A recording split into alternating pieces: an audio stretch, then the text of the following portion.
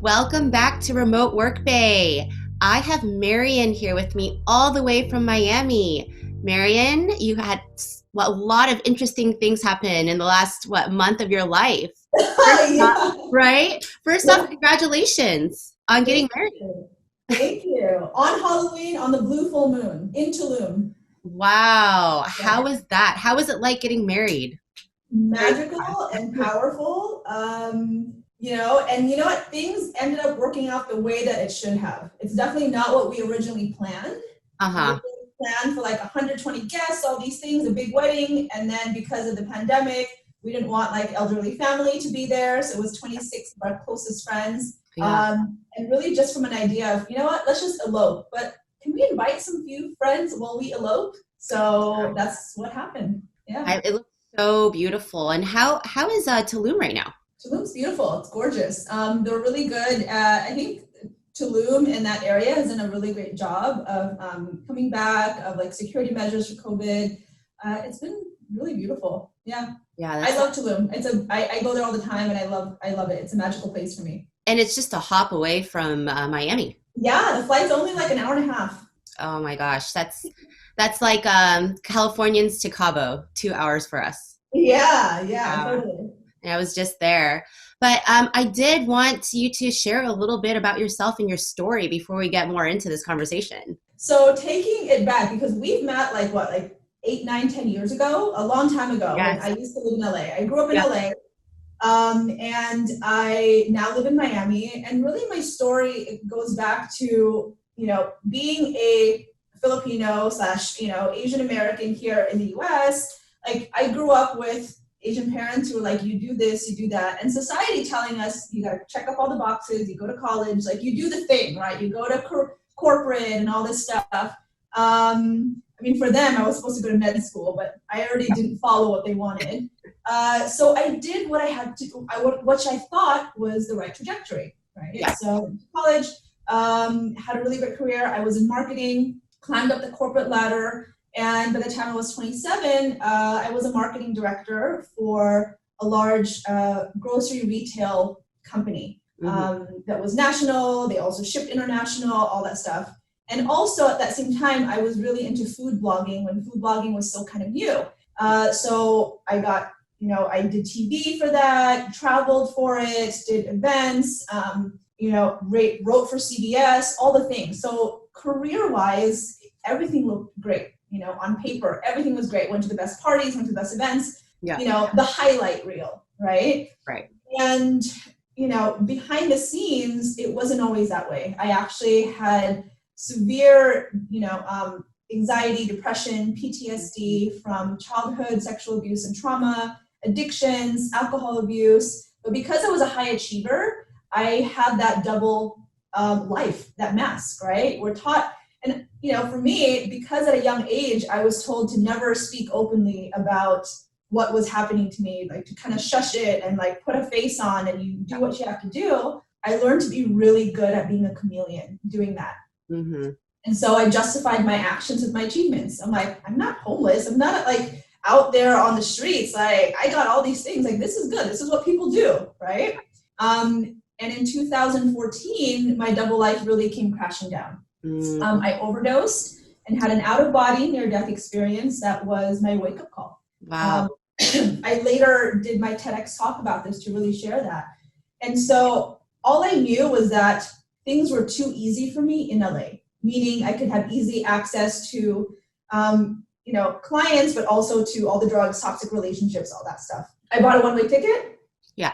From LA to Miami and was like, I need to do something different. I didn't know what I needed to do. I just knew I had to get away. So really here, I dove into a lot of things that before were like, what is that? Like, why are you doing that? It was all focused before my life was on success and career. And here, away from everything, I was like, okay, I think I really do need to work on healing, mental health, things that were never a priority before, but away from everyone, I gave myself that space. And so I dove into everything I could find on mindset mastery, trauma healing. I dove into everything I could, find on healing, mindset mastery, working with energy healers, shamans, plant medicine. Wow. I got into meditation, hypnotherapy. I even got certified as a meditation and pranayama teacher. Wow. Because I believed in the power. It helped change my life so much.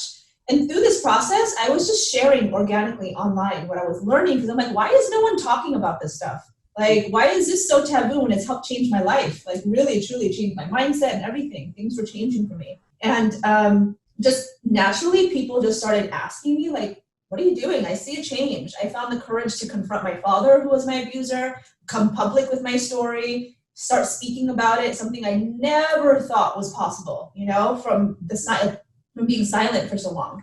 And this was before the Me Too movement really blew up, you know, so I got a lot of backlash from family, of course, that told me, like, why are you throwing us under the bus? Lots of that. But because of the healing that I had done, I was able to really push through that and come out and really start helping people. And this is while I had started a marketing agency here, doing all those things. Mm-hmm. And then I realized, why was I still living this double life, like helping people with the healing here and then, you know, the marketing and all that. Yeah. And as I was helping clients through healing, they too started asking me questions on, like, well, now I want to share this with the world. What do I do? How do I pitch? All the things that I was doing for clients. And so that's really transformed where my business is now. I have a business called Thriver Lifestyle, and it is a holistic business coaching and consulting company. What I mean by this is that I teach all the strategies, the tactics, the tools. I have over 15 years of experience in that. But I also teach the energetics, the mindset behind it, other reasons why people are like blocked, even though they have all the answers in front of them. Why is that something's missing, right? Right. And so that's what I do. I have masterminds.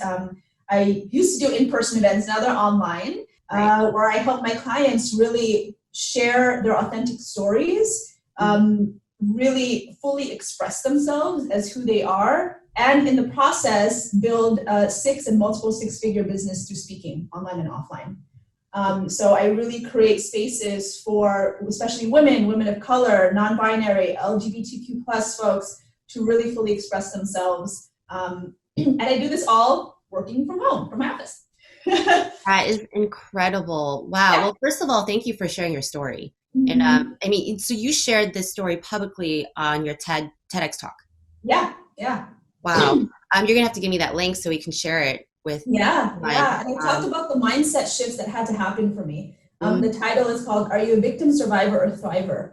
Mm-hmm. And most people are actually living in the mindset of victim and survivor, especially survivor mode, right? Mm-hmm. Yeah. High achiever. I thought I was doing well, but I wasn't. I was still in survivor mode, right?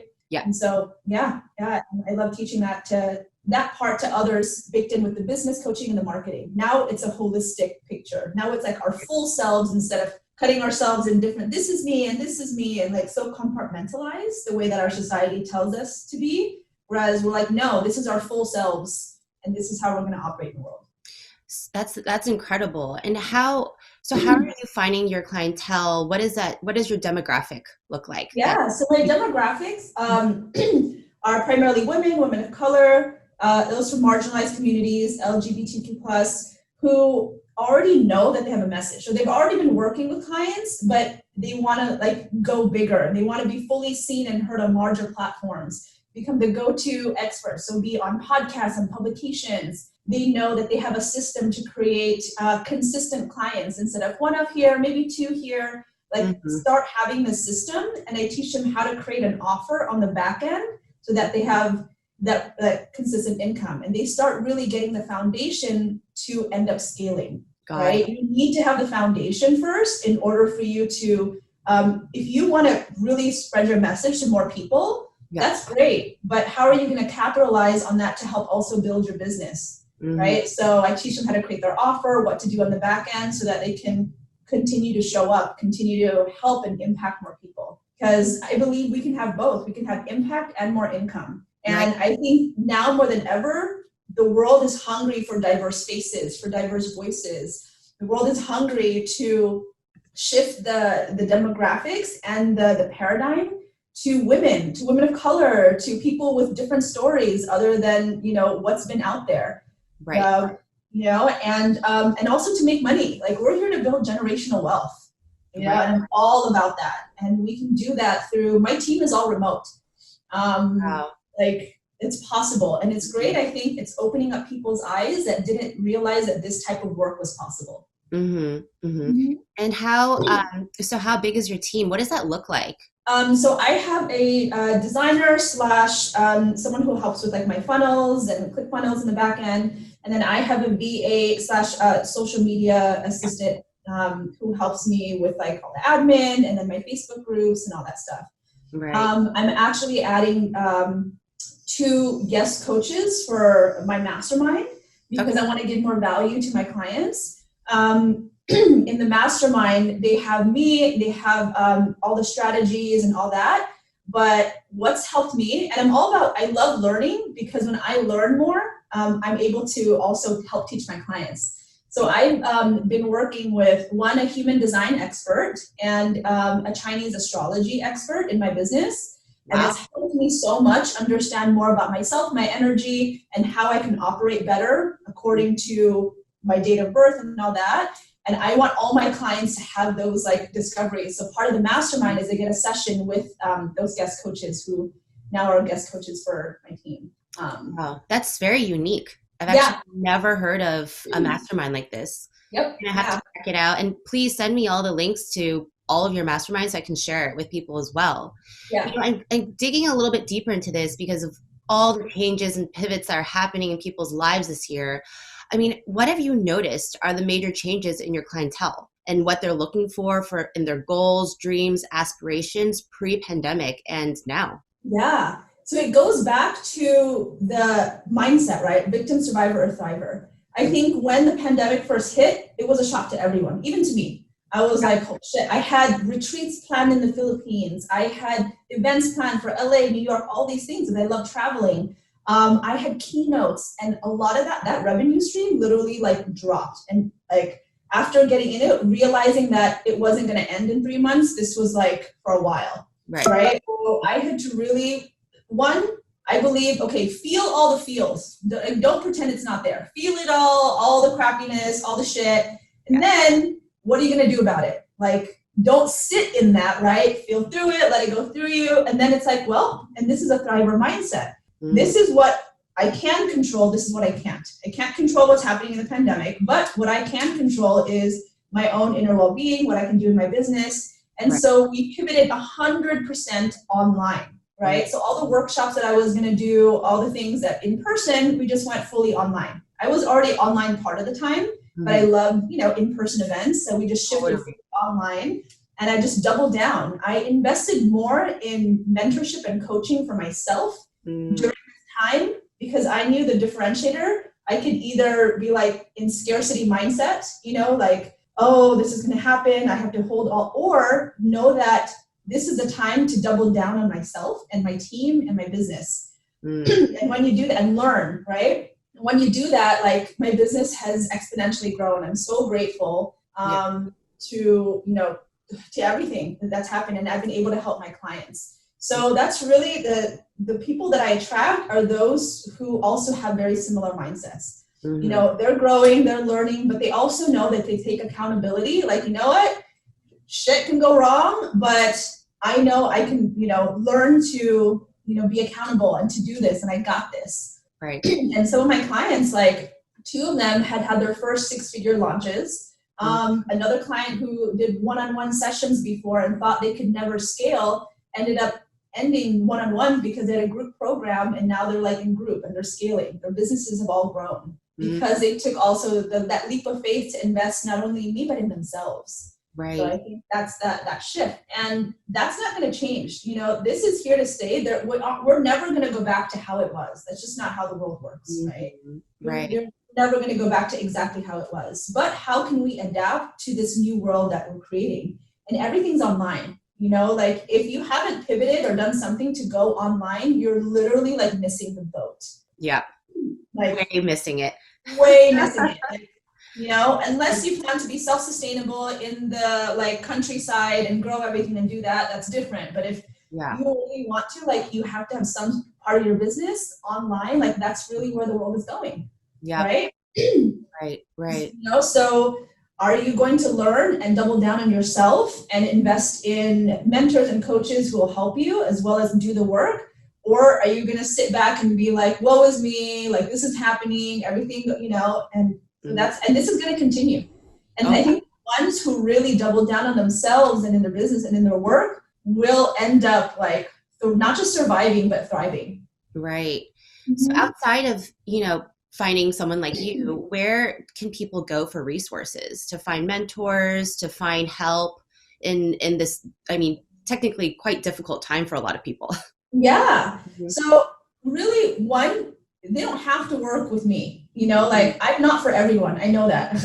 And I don't want to be for everyone. I'm very clear in my marketing and how I am, and I'm very outspoken. You either resonate with me or you don't, and I'm totally cool with that. I say no to money in business. Now, like I'm grateful that I can do that because it's not in alignment, Totally. So you gotta be resourceful. If you're an entrepreneur, if you're if you're a freelancer, you need to be resourceful. Before I made money, you know what I did? I went online. There's so many podcasts. I listened to podcasts. I took notes. I couldn't afford books. I literally went to my local library and borrowed books. Like you have to be willing, like don't say, oh, I don't have money and then give up. Because there's so many resources out there. I create a lot of free content. I have a podcast, I have free content. I do free master classes, trainings, there's resources out there. So many, if you're willing to do the work to actually do it. YouTube, just Google how to. Before I hired my designer, I had to self-teach myself how to do WordPress in the back end. Before my designer did my ClickFunnels sales pages, and that was a steep learning curve I was like, you know what? I want to learn how to do it so that when I hire someone to do it, I know they're not going to take advantage of me because I know how to do it. Right. Yeah. So there's so many out there. There's just like a plethora of resources when you just go online. That's for sure. It's just like learning how to sift through all of it. Yeah. What's important for you and what's useful. And I think that's the differentiating with working with coaches and mentors. So yes, you can do it by yourself. You can do it DIY, you can do it by yourself, but that can take a lot of time. You're going to make a lot of you're going to keep spinning your wheels, trying different things. If you find a good coach and mentor that's going to work with you, that's going to exponentially cut all that. Instead of getting information overload, you're like, okay, that doesn't work, or I've tried that. Here's a way to actually streamline and get it faster. That's really the only difference. If you have all the time in the world to do all the research, try out all the things, and do it all yourself, absolutely, it can be done. But I think after you get to a certain point, it's not the money, it's the time. For me, I don't have all that time. I have other things I need to do. My coach has outlined, this is what we do, this is what you focus on, and that's what I do. I don't have all the time in the world to do all this research and all these things anymore because I have a team, I'm growing, I'm scaling. So I think that's really the difference. But if you're just starting, you can Google, YouTube, all of it until you get to a point where you're like, okay, I can't do this DIY anymore. I need support. Let's get a little bit deeper into just your everyday life and you running your business remotely. How long have you been running your business remotely, and how have you had to pivot this year? It's been years, maybe. Well, this current business, 3 years. Okay. Going on 3 years. It'll be 3 years next year. But before that, I had a digital marketing agency, which was the reason why I left that is because we still worked with local businesses. And when I started really realizing what I truly wanted in life, for me, freedom is one of my values. So freedom from location, freedom, financial freedom. And even though that business did well, I even did real estate here in Miami for the first 2 years, and I did really well. I still felt like I was stuck. I had to still be here and come back here. Even though I could do contracts remotely and all that stuff, it still didn't feel as free as I wanted to. Right. So really being intentional about what I really wanted to create. And that's why I pivoted the business into the model that it is now. And really asking myself, I think anyone who goes to that, asking yourself, what do you truly want to create? Right. And once you're clear on that, then you can create it. But if you don't even know what you want, how are you going to create it when you don't even know what it is? So you got to get clarity. I think that's the hardest part for a lot of people that are starting out, is really aligning their values with what they're pursuing in life. And I've struggled with that as well. Do you have any tips for people that are just getting started and trying to figure out what's next? mean, there's so many, Yeah. I mean, millions of people that are unemployed and trying to switch their careers. I mean, maybe start their own thing or do something entirely different. Yeah. One is to cut the noise. So really sit with yourself, away from family, friends, kids, all of that stuff, to sit with yourself and truly ask yourself, what do you really want? Not what society tells you you have to do, what you think is best or practical. Like, what do you truly want? And then start from there. Because the majority of people say, well, this is what my parents told me, or this is the right decision. Notice it's a right, or this is the practical decision, or this is the safe decision. It's not what they truly want. So stop lying to yourself and really sit with yourself. And this could be a process that maybe someone's never done before, because this whole time you thought, I went through this when I left corporate because I was told I had to do this, and this is how this is what life is. And then you get old and retire, and that's when you travel. And that didn't sit well with me. I was like, right. No. Yeah.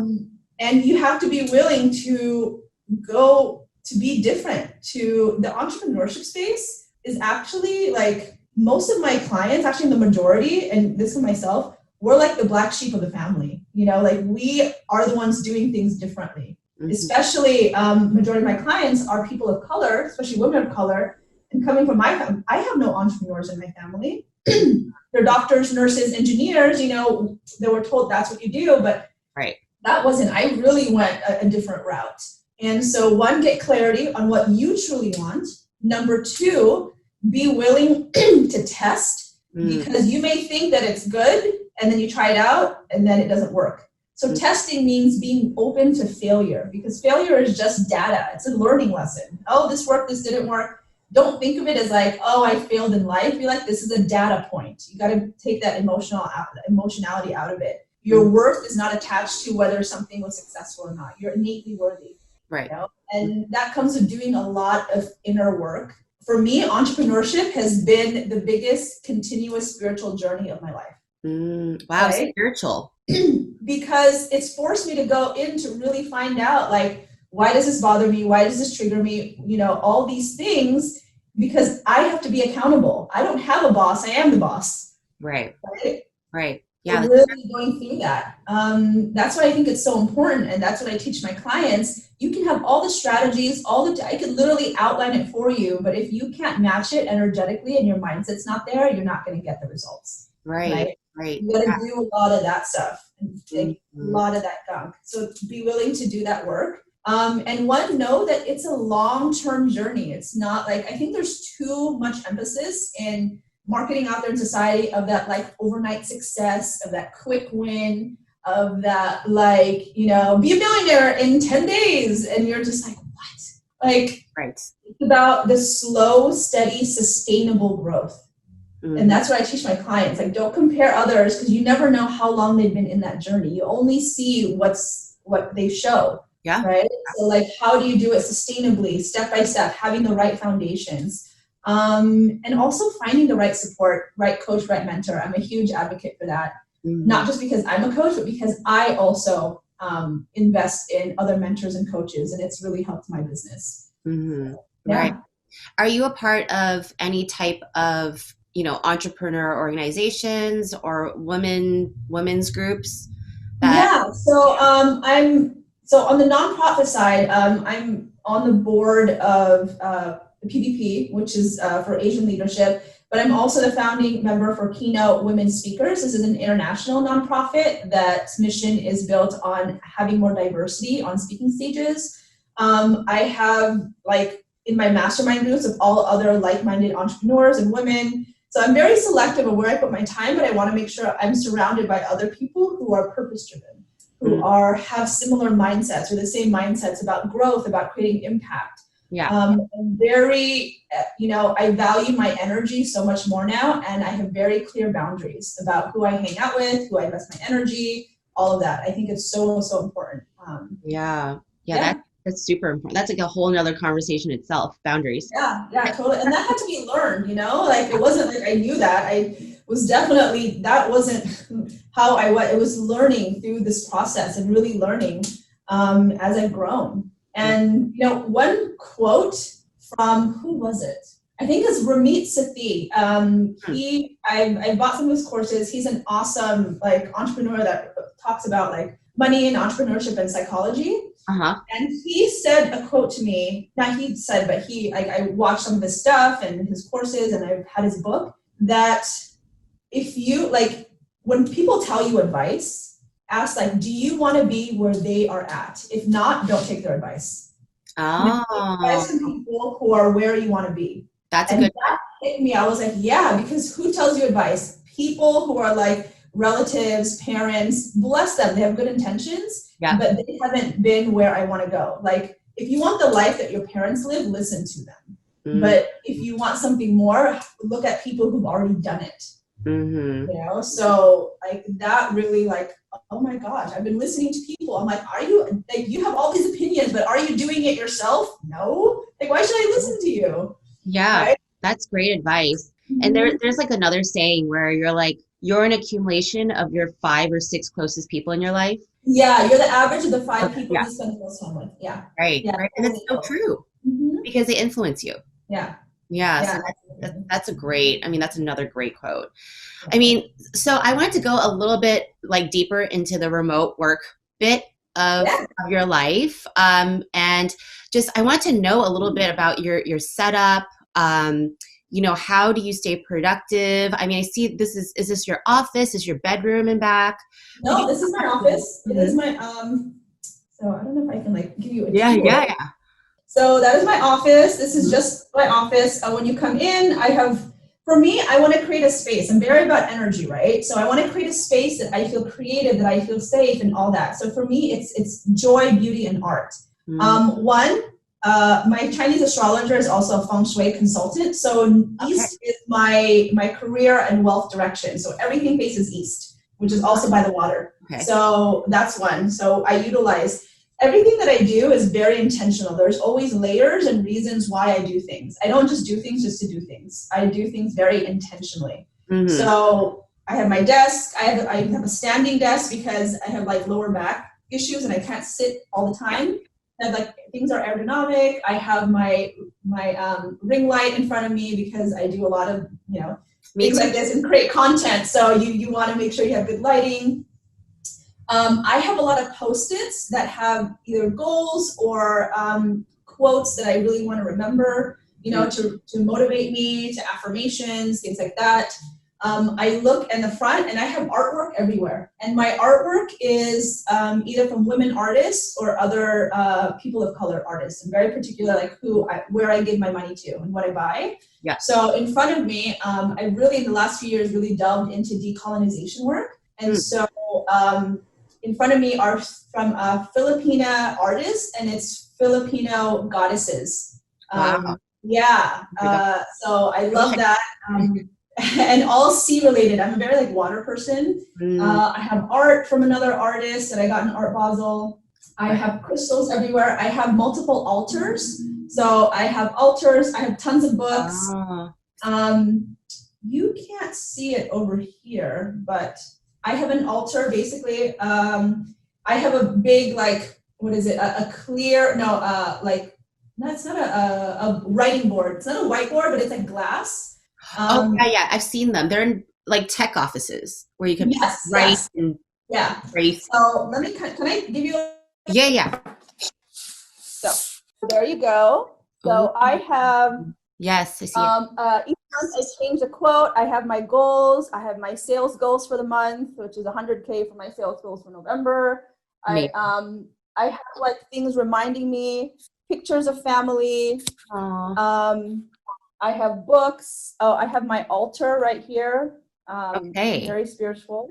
So I have altar books, more crystals and deities there. Couch. I love it. I love the feminine energy there. Very like, though this is my brand colors. I'm all about like divine feminine energy, really getting into that. So there's a picture of myself that I got commissioned from a female artist. All this is artwork and prints from other women artists. Beautiful. So things that like help in my energy, right? Because I believe like our space is part of that energetic. If I want to really be my best self, I need to feel good where I am. So, and so for people who don't necessarily have their own offices, it doesn't have to be like, I didn't have all this in the beginning. So when you have your space, right, like what things can you put? So Post-its you can have anywhere. Maybe your screen in the background is something you want to manifest. I believe in law of attraction. Crystals, like create in your own little workspace something that makes you feel better. And why is, so can you go back to when you were saying you're facing everything to the east? Why is that? Yeah. Because that's according to my birth chart, that is my direction for attracting more wealth and business. It's like a good direction for me. Everyone's is different, but for me, it's east. I see. So you put everything, your whole office to the east. It's set up. Yeah. So like my desk is facing east. Everything is like facing east because that's my wealth and business direction. Got it. And so a day in the life of Marian, how many hours do you spend in this room? So I break up, I've learned to really plan out my week. So Mondays and Tuesdays are my CEO days. I don't do client calls. I don't do that. I really focus on working on my business, not in.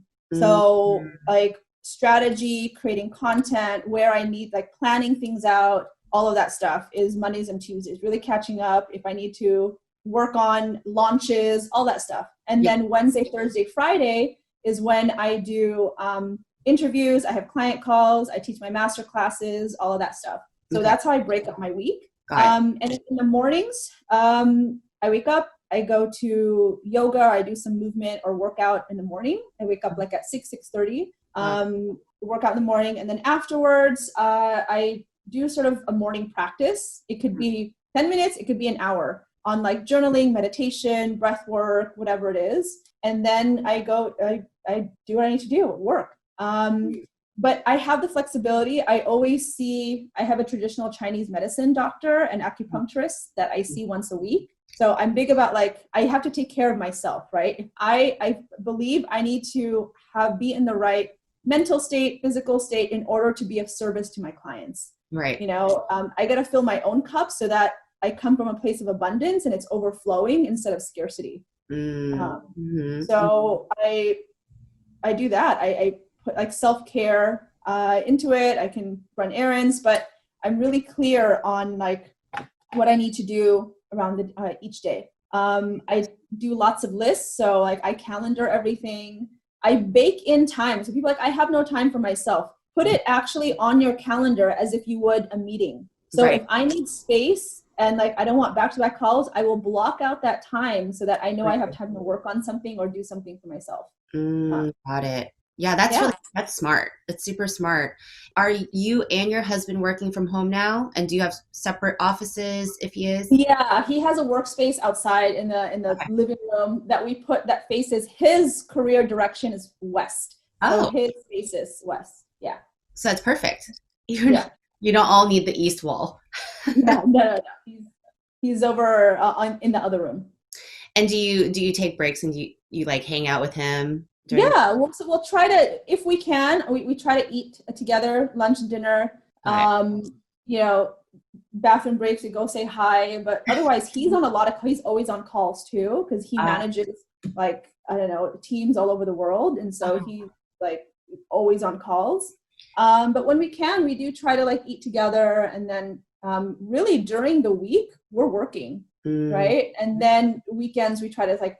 I actually calendar out time. Like if we need to spend time together or do a dinner, I'll calendar all that out to make sure, right? Because it's important to me, right? Someone told me like, oh, you actually have to make time. And I'm like, I think that's a different perspective. Like you're thinking like, oh, why do you have to calendar it? It should come naturally. No, that means it's a priority for me. And that nothing, no other work is going to get in the way of this time with either myself or my husband. Like, that's how I look at it. I don't look at it as like, oh, you have to calendar your. Yes. I think like that's healthy and that we can plan around it. And then we can say, that's my boundaries. If someone like says, oh, I have this, I'm like, sorry, I can't, this is blocked, right? Yeah. I do the same exact thing. And half my friends think I'm crazy, but it's like when you're also, it's like, time is the most important resource that you have in your life. And You know, it's like as you get older, it's even more scarce. Yeah. So Yeah. I have to. I literally have Yeah. to calendar everything in, even my social outings, or else, Totally. Same. you know, like Everything's covered. Yeah. yeah, exactly. But Mhm. yeah, I'm with you, girl. How is is Miami's open? Yeah, Miami's pretty Yeah. open. You know, they have people like we live in our building. Everyone still has to wear masks. It's mandatory when you're out. They like large gatherings aren't allowed. Hmm. Yeah, but like restaurants, I think are open. The good thing with Miami is that a lot of things, because we have great weather pretty much all year round, and our winter is actually our best time. There Yeah. was already a lot of outdoor dining, so Oh, yeah, yeah, that was yeah. helpful. Yeah. Do you feel like it's you've been staying safe, or it's safe to go out in Miami right now? We really don't go like interact. We have like a close group of friends, and that's Wow. kind of like if we do see people, those are the same ones, and that's it. Got it. We stay at home most of the time. There's a park right next door, so we like walk around, and that's cool too to get like fresh air. But Mm. otherwise, we're pretty. I don't know. We're happy in our little sanctuary too. I love that. I love that you created like work live space that you love so much that you can call your sanctuary, and you know you love being there. Yeah, it's totally, but I think you have to create it, right? This didn't, like, we created it. And Mhm. that's the thing. Most people think they're powerless against, like, in every, which it doesn't have to be a whole place. It could be your little desk or wherever. You have the ability to create that energy, Right. right? You just Right. have to know that that's something available to you. Most people are like, oh, I can't. They come up with like excuses, but I think little things, you know, you can actually make it your own. Yeah, I completely agree. I mean, Mhm. I've definitely added a lot to my home as well since this year started because I've been spending Yeah. so much time here. But Yeah. you know, I'm very grateful. I'm very, very grateful for the space that I have as well. But Hmm. yeah, I mean, thank you so much for your time, Marian. I mean, is there anything else you want to add? How do people find you actually? Yeah. So the easiest is through Instagram. They can Okay. add me at MBACOLUBA. Okay. And then through there, links to my mastermind. You can DM me if you have any questions. That's usually the best way. Perfect. Well, Yeah. thank you so much for your time. When are you coming back to California? Maybe in January. I'm not sure yet. I'm actually planning a retreat. Okay. Like a Yeah, sometime in January or February, early February. I have to decide. Well, let me know. I would love to Yeah. see you. Yeah, totally. Well, thank you so much for your time. And Thank you for having me. yeah, it's like we'll catch up another time for sure. But you know, thank you for sharing everything with us today. You're welcome.